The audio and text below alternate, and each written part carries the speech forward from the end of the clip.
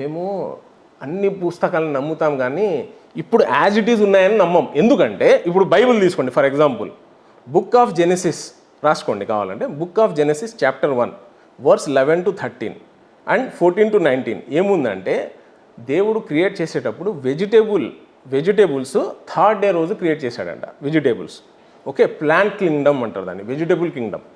And fourth day sun create చేశాడంట. భయ్ ఇప్పుడు వితౌట్ సన్ ప్లాంట్స్ ఎట్లా బతుకుతాయి? ఫోర్త్ డే నువ్వు సన్ క్రియేట్ చేసి థర్డ్ డేనే నువ్వు ప్లాంట్స్ ఎట్లా క్రియేట్ చేసావు? అది రాంగ్ కదా. అది నేను దైవం రాసింది అని నేను చెప్పను కదా, బట్ అది బైబిల్లో ఉంది కదా.